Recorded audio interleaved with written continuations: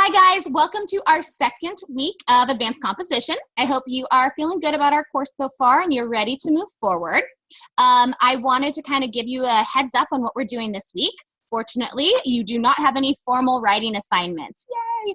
But you do have two discussions. So the discussions do have to be as grammatically accurate as possible. I will point out some corrections if need be, but I like our discussions to really be more like a live classroom.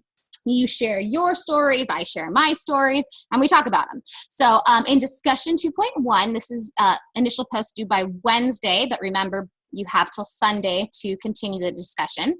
I want you to tell me about a relationship or the relationships that you have based upon part of our reading. So we're reading chapter 3 this week, and you're looking specifically at page 74. So I opened that up here for you. Yeah, I'm on 74. Oh, and it got really small. Let me see if I can make it bigger. That is not making it bigger. Read that. Okay.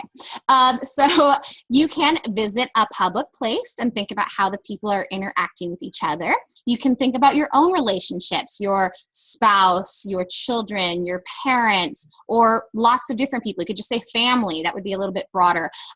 You can talk about the different types of categories you fit into, like students. You can observe a job site. You can think about, let's see what's next. Oh, civility and being a United States citizen, a human versus pet relationship, human versus object relationship. For example, cell phones, that would be a good topic. So relationships between us and cell phones at this point. Your major and area of study. So lots of different things to choose from, and you're just gonna pick one and be as broad as possible to think of as many subpoints and relationship topics as possible. And one thing that can help you with that is to go back and watch this lecture that I posted in week 1.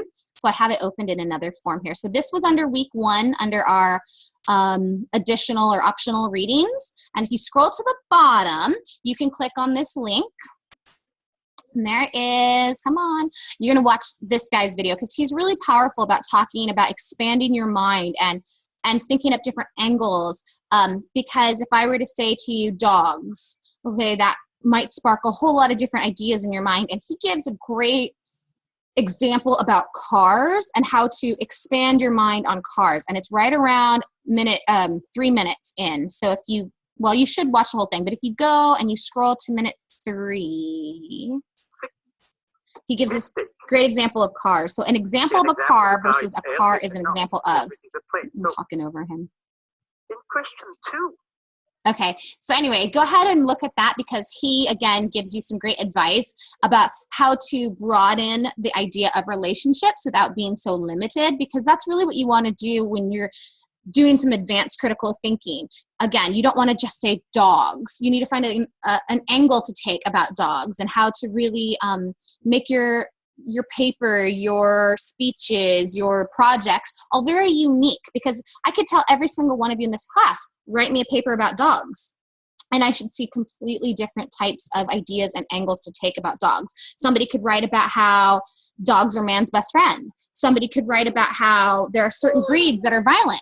Somebody else could say, dogs are not violent, it is all their owners. Somebody else could write about dogs are like human beings and we are all different types of breeds in one species, right? I mean, you could be so detailed and so out there, but it would only be what you have to say. So I want you to pick one of those topics, again, from page, 74, and go with it. And tell us here about your relationship with that subject, and think about the subpoints and stuff that you would include if you were to write a full essay on that particular subject. So hopefully that makes sense. I'll be posting an example there in a minute. And then in our second discussion, for some reason it says it's due by Thursday here. Don't worry, guys. I'm sure that's probably a typo. It's due by Friday. So you can post it early, but your initial response has to be there by Friday. And this one should be easy. This one is just talking about plagiarism and how you define plagiarism and what your experience has been with APA format. So tell me how comfortable you are with APA format and tell me how you can use it to avoid plagiarism. So that should be an easy one. And once again, no formal writing assignments due by the end of the week. So yay.